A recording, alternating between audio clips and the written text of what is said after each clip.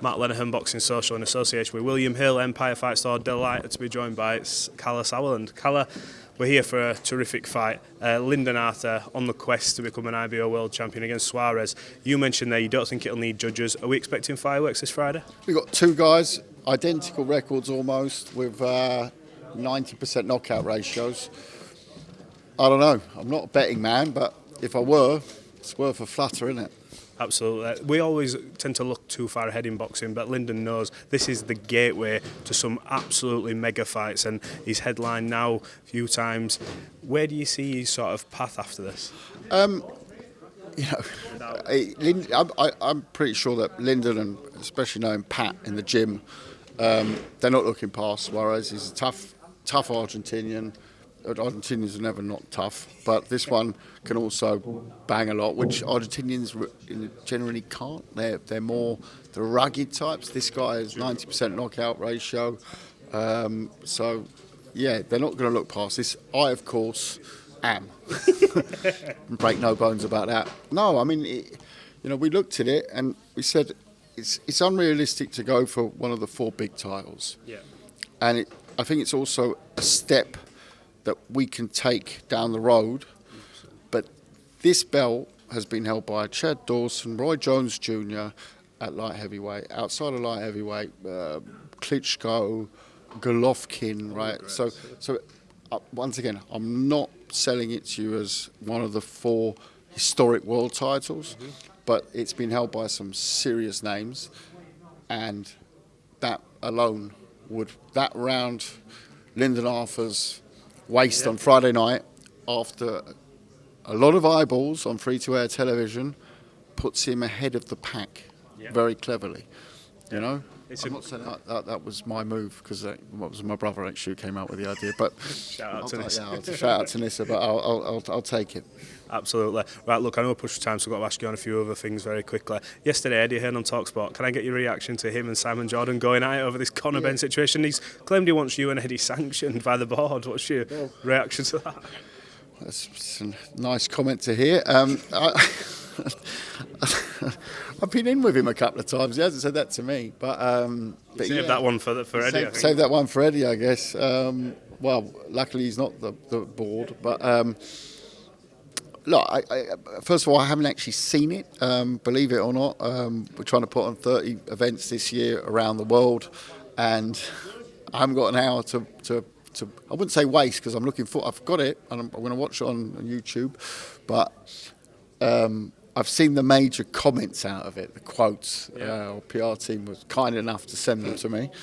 I mean, look, they had banter back and forth. For me, it was repackaged shite that I've been hearing back and forth the whole time. It's like, we know there is a very big problem around the board and the way it was handled, in my opinion. That's all I can really say about it. It was handled in a way that left us and the sport with our pants down. And let's not forget that part. Were some things handled wrong in fight week? Absolutely. It was a situation for myself as well. 23 years in the sport, promoted in a dozen or so countries. For everything from heavyweight, world champion, unification fights to I don't know what. I'd like to think been there and done that all, but it never happens in boxing. And that week was a weird one. You were there that day at the public workout. It was a strange day. We weren't party to a lot of the information that came out earlier, like people think. No, we weren't. We got our info. A couple of weeks before, if I remember correctly. It was the end of September. So, like that, I can't even step into that discussion because it doesn't involve us. And the rest of it, I agree with it. Why didn't the board pull it off before? I just don't. We'll never understand that part. Forget the money, but the fighters in camps. Also, obviously the main event, Chris training away, sparring.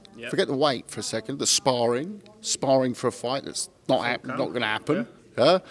And and then all the other guys and girls on the undercard was a 10-11 fight undercard, all sparring away, making weight, doing their thing, and for me, I just think, if you're going to pull them, it wasn't like if they were going to make that decision, why don't they just made it at the time?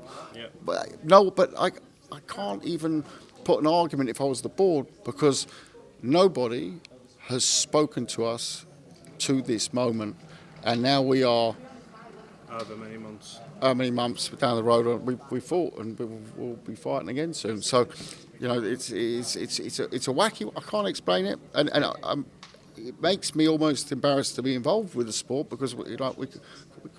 The old expression, you can't run up a piss up in a brewery.